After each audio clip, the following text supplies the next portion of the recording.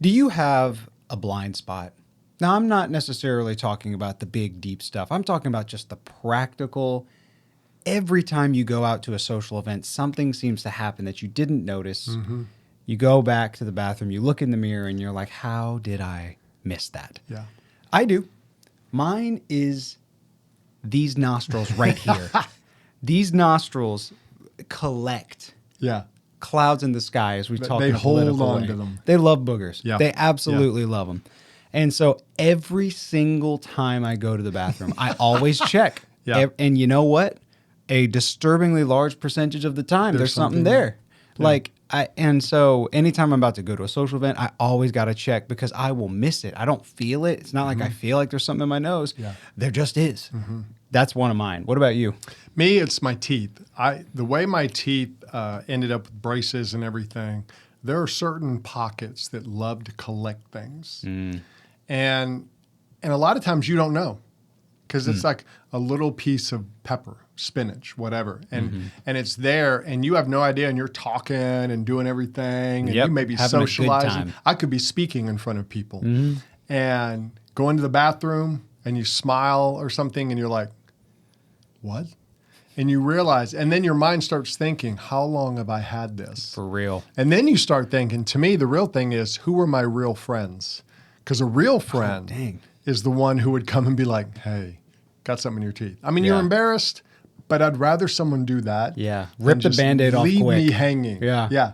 Just thinking, man, he's talking in front of 1,000 people. Boy, everyone's looking at that piece of spinach in his teeth. So it's a big fear. But you don't know unless somebody tells you. Yeah, because you don't want to be like Yzma from Emperor's New Groove when she's talking with Cusco and he's like, whoa, how long has that been there? I forgot about that. Yeah, that's how you feel. I love Yzma. Yzma's my favorite character. Yeah, pull the lever, Kronk. Yeah. Oh, my God. She should have gotten an Academy for that part. For real. But to bring it back, Yes. we've all got blind spots. We do. You do. I do. We have them with these small physical things, but there are also some other blind spots that exist in our life, Yes, and there we are. want to talk about how to spot and deal with those on today's show.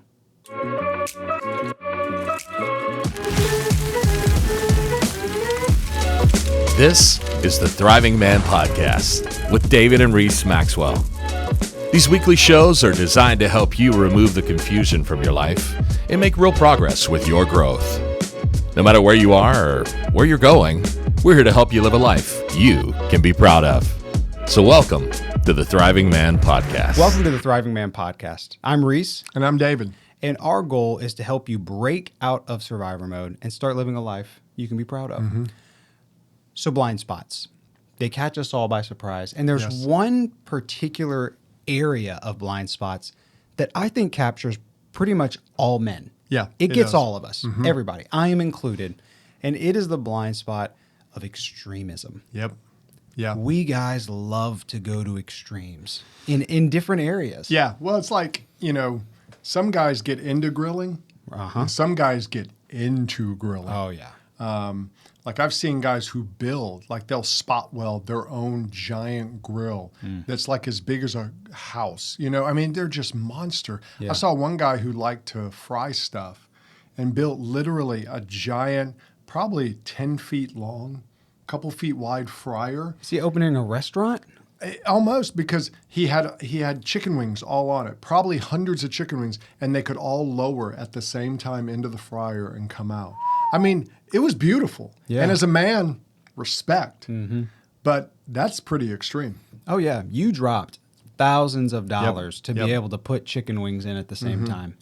So, that's impressive, but Yeah. that's a little extreme. Yeah, we can be extreme, no doubt. Yeah, and so what we want to talk about today to help you spot some of your own blind spots is some of the biggest common extremisms that most men deal with. Yeah, We've I'd say all the probably majority dealt of with us. it. Yeah. Yeah. And so the question is not, do I have this? It is more so, where do I have this? Yeah, What that's good. areas am I having this mentality? Because Yeah. it's just assumed. And that's a good point, because we think you have to be this way in every area of your life, and it's not. It can just be in one or two areas that you tend to go extreme in, and you don't realize why am I like this? Or why is stuff happening like this?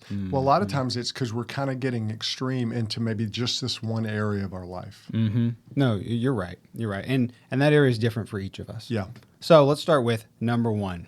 And I know everyone who's listening to this podcast has heard this phrase. Yeah. If you can't do something right, don't do it at all. Yeah. Yeah. If you can't do something right, don't do it at all. Yeah, we've probably had a dad, a grandpa, and an older man in our life say that. And the problem with this one is it is truthful. Well, it sounds good. Yeah, and there are some good aspects to it.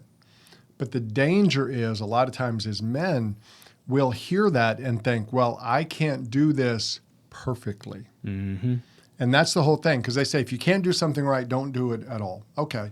There's some truth to that. You don't want to do something sloppy. You don't want to do something wrong. But a lot of times as men, we go to the extreme and say, well, I can't do it perfectly. I can't do it perfectly. So you know what? I'm just not going to try. Yeah. And so what we do is we take to the extreme of it of, well, instead of I'm going to learn to build something, well, I can't build it perfectly. I'm not as good as that guy on YouTube who builds. Well, that guy wasn't that good at first. It took time. And I think we sometimes lose that element of, hey, this is a baby step. Yeah. And when you keep yourself from taking baby steps because you can't be perfect, you're never going to learn. You're never going to grow. Yeah, and it's that phrase has very specific applications. Like, let's say you are an electrician and you are going to do a job and you are getting paid for it. Yeah. Do it right. Exactly. If you can't do it right, give the job to somebody else because all you're going to do is cause grief to yourself. That is an area where that phrase is very true. Yeah. Where it's not true is your child playing peewee football. Yeah. Yeah. If you say that to your kid who is learning how to score football for the first time, like, this is a game. Let's relax here. We're not getting paid to do this. Yeah. Nobody's like lives are riding on us doing this game. Yeah. Let's chill out a little bit. Like, if you copy paste that, if I can't do it right, I'm not going to do it at all, and you put it on a hobby, or you put it on a thing that you just do for fun, or a thing that you do to connect with your family. Yeah. Like, I've heard, unfortunately, I have friends who say that, like, their parents were more so drill sergeants than they were parents. A lot of it can be brought back to this mentality. Yeah. Is like, oh, well, you better do everything right. You better clean right. You better make it all happen correctly. And that mentality can end up putting relationship on the back burner because you're so focused on performance. Yeah, and from the parent side, you know, I get where parents are coming from when they do this because they think I've got to train my child. I've got to do the right thing by my child. Well, and there's true. You want you to teach your child to do things with excellence, to give their best, and you know when they're not, and that's where that phrase can be helpful. But you want to be careful that you don't drill in them a thought that, well, I have to be perfect every time, or I shouldn't even try. Because that's where a lot of men get. I can't do this perfect. Or if we mess up. The danger is we've cut failure out of the equation. You can do a lot of things right, but there may be situations out of your control that happen, or guess what? You blew it. Yep. I've heard tons of millionaires tell stories of how they've lost everything, how they've gone bankrupt, but they didn't let that stop them. They didn't sit there and think, well, I couldn't do it right. Might as well not even try. I'm going to go live back in a box. They learn their lessons and they go ahead. And I think that's one thing we forget. Life is full of lessons, and sometimes lessons are self-inflicted. In fact, the ones we learn the most are the ones usually when we're just stupid. Yeah. You know, we do something dumb, we do something we shouldn't have done, we do something the wrong way, and that makes us normal. Yeah. And we shouldn't cut ourselves off and say, well, you know, when I was in 6th grade, I blew it and I didn't ask Mary Ann to the dance. And then, you know, you're 50 and you're still freaking out over not asking Mary Ann to the dance when you were 6. And it's like, dude, give it up. It's not that big a deal. Yeah. She probably doesn't even remember you. Yeah. And so I think we have to really look at, okay, am I going extreme in my attitude and really cutting myself off from maybe experimenting, trying some new things, maybe finding a new hobby, things like that. Well, if I can't do it right, I'm not going to do it at all. In every area of your life, you'll miss the learning process. Yeah. Like you said, the mistakes, Yeah. or the times where you do stuff and it's a 5 out of 10. Yeah. Like yeah. an example from my life, and something I appreciate that you guys did for me. You put me in fine arts competitions, and so I had to learn to put together teachings or little short sermons and speak. And every freaking time, I was so nervous. Every time, like I had butterflies in my stomach. Yeah. And I think the first time I did it was like 8th grade. Yeah. And I did I just did I did good for my age, Yeah. but it definitely wasn't doing it right by Yeah. like if some professional speaker had walked in there, they could have torn me to shreds. Yeah.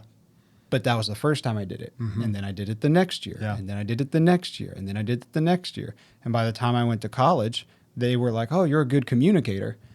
Not really. Like it didn't just start out that way. I had to go through a process of not really being a good communicator and then going through these iterations to get better. Yeah. And you'll miss that if you say, if I can't do it right, I'm not going to do it at all. Well, it's like you take in sports someone like a Tom Brady. Tom Brady was a good quarterback in high school. He got a scholarship to Michigan, was a good quarterback at Michigan. But in the pros, he became a great quarterback. Which is usually the opposite. Yeah, A lot of people it get to is. the pros and they just get their worlds destroyed. Yeah. To me, I thought if I had to be great at one point in my life, I'd rather be great in the pros. I mean, they're making what, $45 million a year now? It's insane. Not bad. No. I'd be okay with that. $1 million a week. Yeah. So whatever. with that, he got better. And that's what we sometimes forget. People get better. They get better and better. And it's okay in our life to do that. So with that attitude, it can really hurt us if we go to the extreme with it. Absolutely. Okay, let's hit the second one. Okay. Go big or go home. This is a classic. Yeah. And it sounds pretty similar to Yeah. if you can't do it right, don't Yeah. do it at all. So what's the difference and why did we word it like this? Well, the go big or go home is where men get into that kind of that blaze of glory thing. You know, I'm going to give it all I got and I'm going to, take everyone out with me or something. You know, we watched some movie where a guy explodes the bomb and kills everybody, kills himself too, but Makes me cry every Yeah, time. It's yeah. like, you got to leave me behind. Yeah, I'll be yeah, the one to that's press it. it because Yeah. the auto destruction is not Okay. working. We have What- to do it manually. What's the movie? Armageddon. Oh, dude. Armageddon. I weep dude. Armageddon every time. That's to so when good. it's his son-in-law or boyfriend. I don't know what the relationship thing was. son-in-law. Yeah, Let's just be son-in-law real. basically. And he cuts the line and shoves him back in, and you're like, "Oh, Bruce Willis is giving it," and you're Yeah. dying. And we love that, and I think as men we want that. Absolutely. And that's not a bad thing. But the danger is when you have that attitude in every area, you think, I have to bring that to my work. I have to bring that to success. I have to bring that to my family. And we've got to go big in everything. And so what we're doing is we're teaching people that just normal life, regular life, it's not that exciting. It's not good enough. No, it's not good enough. You have to, like your kids in elementary school selling cookies, and you're like, no, we're going to sell 100 cookies or nothing. And it's kind of the same thing as don't do it right, don't do it all. But to me, it's all about the bigness. It's about the success. And we've all seen parents like this who are vicariously living through their children by, oh, my child did, 1,000 cookies. Okay, Betty, I'm really glad for you. Yeah. But it's teaching that child you can't just be normal. Wow. I mean, that's such a, you can't just be normal. That's such a good way of putting it. I heard a quote. It was on social media, ironically, but it was a poet, and he was writing a poem about how if you want your kids to be successful, teach them that greatness is found in appreciating the little things, not going after the big things. Yeah. And we live in a culture that's very big things. It is. You got to change It is. the world, Yeah. buddy, or else you didn't make a difference. Yeah. And that's not true. The go big or go home mentality a lot of times comes from that.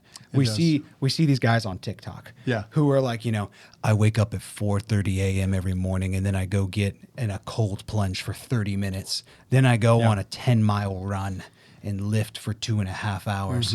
Then I go write and I do coaching in this very random area for businesses and get paid $100,000 per contract Yep. for an hour of my time.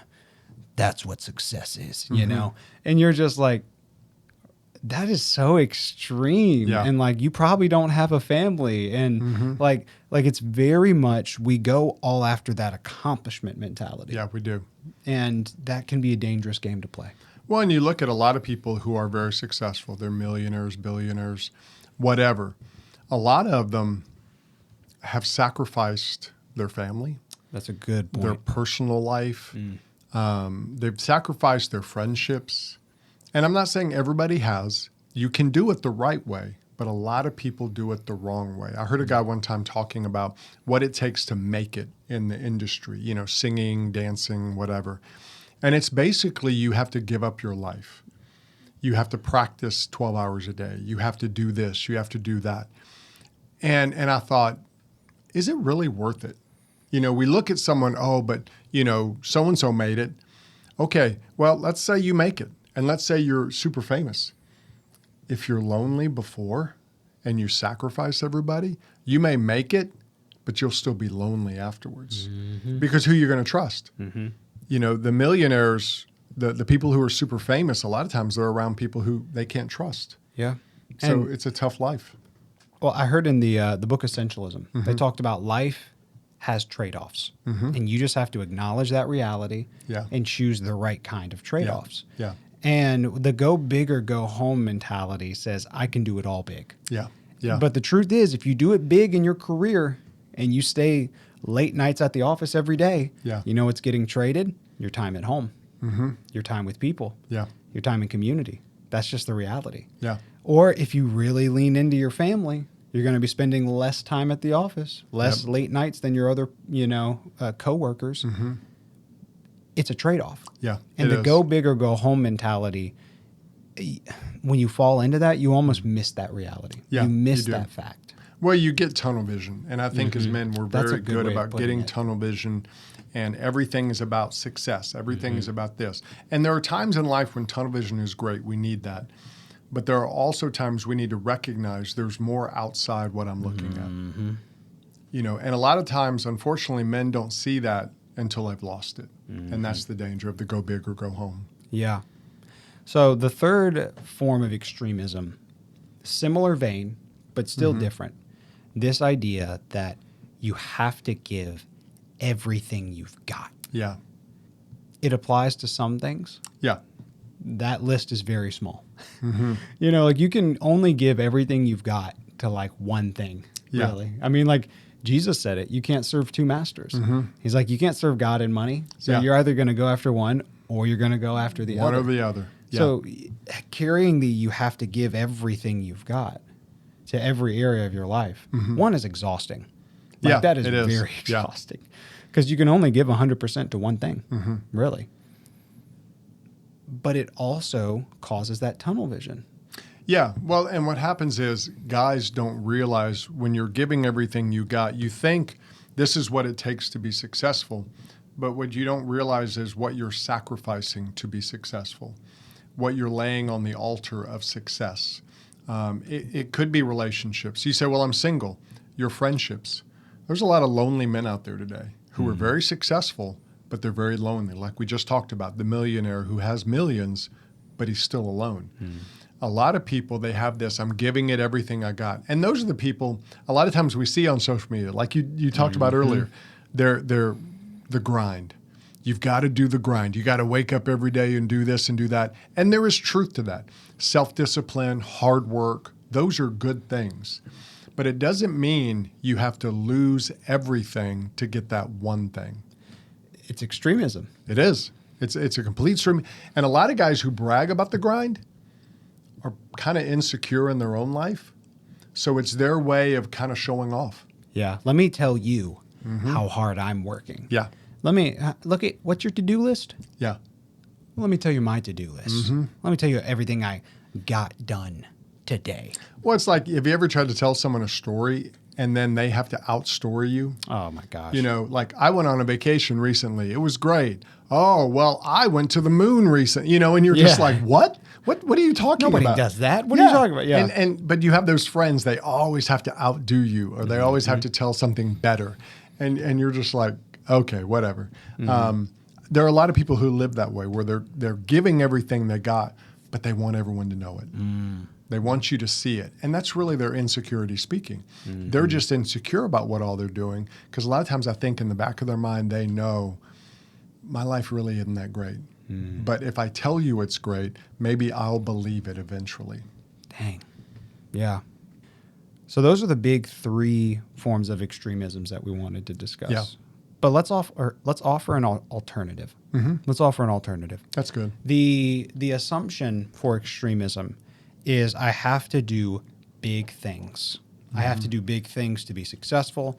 I have to do big things to create change in my life. Yeah. You know, we talk about all the time Yeah. the guy who's never worked out a day in his life and then copy paste Navy SEAL workouts. Yeah, yeah. From day one. From day like, one. we Yeah. we carry extremism into that. You know, this go big or go home. I have to give it everything I've got. If I can't do it right, I'm not going to do it at all.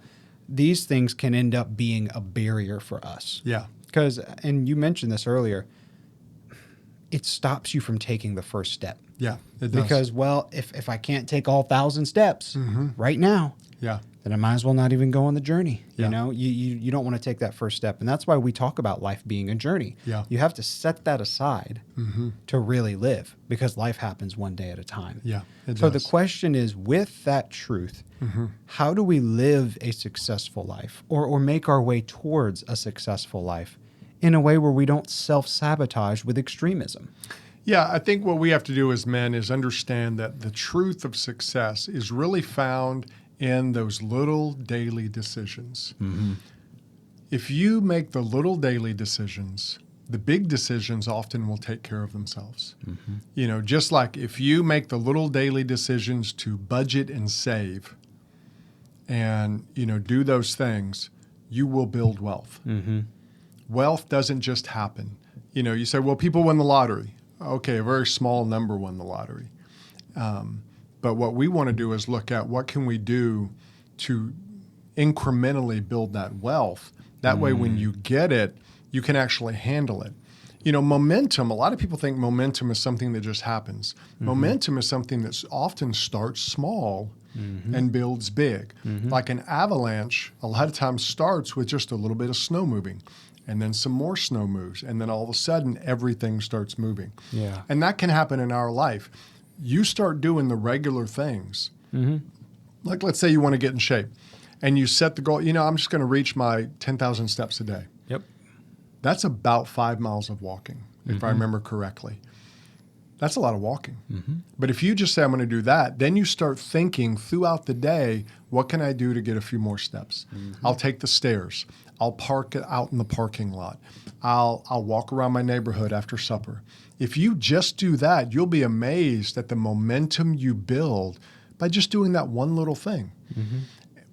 That would actually help a lot of guys get healthier than if they do a 1-week Navy SEAL workout, hurt themselves, break something, you know, or they're too sore to even get out of bed for 3 days. And that's what we have to understand. The truth of success, relationally, financially, every area of life, those small daily decisions, make those your habit that you don't really have to think about, and you'll see success come. Yeah, you're right. I mean, with the journey mentality, you recognize a certain truth that's universal. Life is about momentum. Yeah, it is. Extremism is very destination focused. Yeah, that's Extremism good. is very much like, I got to get from the first floor to the 50th floor right now. Yeah. 50th floor right now. But momentum says, well, if I'm going up the stairs, let me just focus on the next flight of stairs. Yeah. And eventually I'll end up where I want to be, Yeah. and I'll have built the habits to get there. Yeah. And so the question we have for you guys as listeners is, what are your top habits, your top little daily decisions that can add momentum to your life? Yeah. You know, for you, maybe it's, I scroll a lot on Instagram, or I scroll a lot on TikTok. Maybe it's switching that to reading something that Yeah. would add a lot to you, whether Yeah. that's scripture or maybe a personal growth book, whatever would help you move forward. Maybe it's, hey, I stay up till 2 a.m. every day, so I wake up exhausted. Yeah. Maybe it's going to bed early. Yeah. Maybe that's your habit. In fact, let's name a cornerstone habit of ours that really helps keep momentum in our life. Would you like to go Yeah. first or me? Yeah. Go ahead. Okay. I would say for me, probably one of my best cornerstone habits is I'll go my time in Scripture and with the Lord. That really centers me, focuses me, puts me in the right headspace. Because I'm gonna be real. Some mornings I get up and I am not feeling it. Yeah. All I want to do is like kick something. I just wake up and I'm like, I don't want to be awake. Yeah. Yeah. I want to go back to bed. Yeah. Or I know the day ahead's got a lot of stuff to do. But when I spend time with the Lord, even if it's not as long as I would like it to be, it connects me with the bigger picture. Yeah. Because, on those days where I get so caught up in what I'm doing, a lot of times my view's very small. It's all about me. It's all about what I want. It's all about what I'm trying to do. And then God reminds me, sometimes gently, sometimes it's a little bit of a kick, that like, hey, I've been doing this since the beginning of time. Yeah. And that really focuses and shifts my mindset, and it reminds me I'm not alone in the day. It has all kinds of benefits. And even if it's only 10 minutes, 15 minutes, let's say it's a busy day and I'm just driving somewhere, so I listen to Scripture and talk to God. Yeah. Even if it's just that does so much more for me than what the time itself is. Yeah, I would agree with that. In that's one of my favorites. So I'll do one that's different. For me, lifting is something I enjoy. Lifting weights, it's part of my exercise routine, and when I can lift 2 to 3 days a week, that's just a good week. It's a good habit. In fact, I've got it in my garage, and if I'm not a member of a gym at the time, a lot of times that's just the easiest because I can just walk out and do it. Make it easy. I don't have to drive somewhere. I don't have to do anything. And I find myself, if I can make the habit easy, I'm more likely to do it. I was a member of a gym for a while because I was training for a race and it had an indoor pool. But the gym was like 25-minute drive. Yeah. And it was just a hassle. And you find yourself, okay, what can I do? How do I? And so it was more work. Where when it's in the garage or if it's like 2 minutes away, it's just a lot easier. Yeah, absolutely. And so for me, I find myself doing it more when I make it easy. And so like reading the Bible, I can do things in the morning. I have music that I play for it and everything. And it's not even, I don't even think about it. I just go do it. Exercise is also one. Lifting weights is one I enjoy. I just feel better after I do it. I got some music I listen to, and I make it fun. Yeah. And then I'm more likely to do it. And the beauty with both of those habits, Yeah. we got to where we are starting out with something that was probably a lot less. It wasn't that intense. It wasn't that long. We didn't have our stuff dialed in, but we started with a first step. So our challenge to you guys as listeners, find a cornerstone habit and just start. It doesn't have to be something crazy. Yeah. You avoid that extremism of if I can't do it right up front, I'm not going to do it at all. Just pick that habit, start taking those steps, and you'll be amazed at the momentum that you gain with time. Like an exponential growth curve. It doesn't seem like a lot at first, but it really builds on itself as time goes along. So start that. We'll see you in the next episode. Thanks for listening to the Thriving Man Podcast. If you want to check out more resources from David and Reese, you can go to thrivingman.com. We'll see you in the next episode.